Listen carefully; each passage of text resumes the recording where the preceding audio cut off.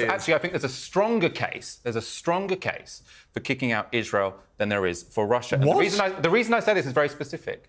Israel has killed more civilians by quite a considerable degree in 6 months. According to whom? Gaza, the UN says that the numbers are false. Today Ukraine. They came out and said, fog of war, they can't tell if the numbers are right. There are two different sets of numbers going around at the moment. So one is how many people have been identified, so sort of names, social security numbers. Right. Now, if you're looking at names and social security numbers, it's 8,000 kids, 5,000 women. Right. Now, the UN identified immediately, right? After every attack, they know exactly that the exact same number of... hang on. Look, I'm moderating this. Here's what I would say. Let's not quibble about how many thousands of civilians... A lot of civilians have been killed in Israel's response to a terror attack. Now, the Russia illegal invasion of Ukraine, to me, the idea that that is not as bad, given they illegally invaded a sovereign democratic country and have ravaged large parts of it, stolen a third of Ukraine, killed countless civilians in the process. Why would you somehow think that that is morally less disagreeable than what Israel's been doing responding to a terror attack? Well, so both are absolutely terrible, right? Russia's invasion of Ukraine was a war of aggression. It was illegal.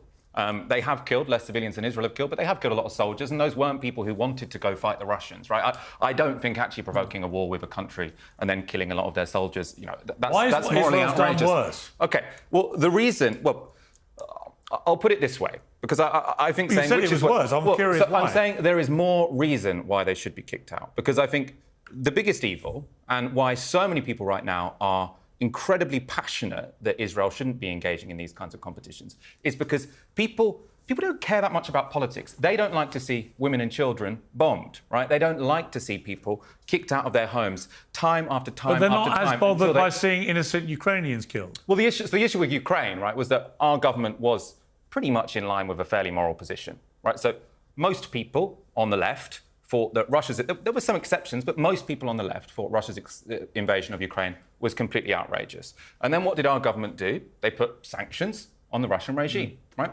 Now, most people on the left, and actually the general population more generally, if you look at polling, it's much more representative than who votes in Eurovision contests, right? People are incredibly outraged at what Israel is doing because they are seeing civilians being killed. They're seing... Were you outraged by October the 7th? Yes. What did you tweet about it? So my position on October the 7th is, I think... What did you tweet about it? Well, I tweeted very early on that Palestinians have a right to self-defence, which they do. Well, hang on. What did you tweet about the terror attack? I can't remember exactly. Anything? Well, I tweeted that they shouldn't have killed the civilians, right? Well, what did you tweet about the October the 7th terror attack? Well, OK.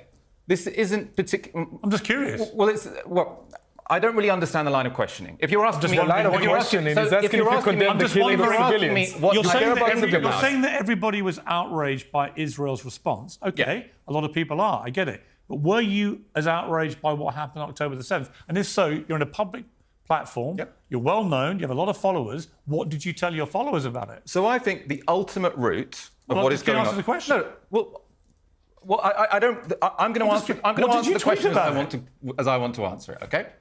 You're not going to answer the question. Well, I'm going to say what I think about this particular issue, which you're asking me about. Why don't you come? First of all, answer my question, then expand. So, what is the question? What did you say publicly about October the 7th terror attack? So, first of all, I said something along the lines of Palestinians have a right to resistance.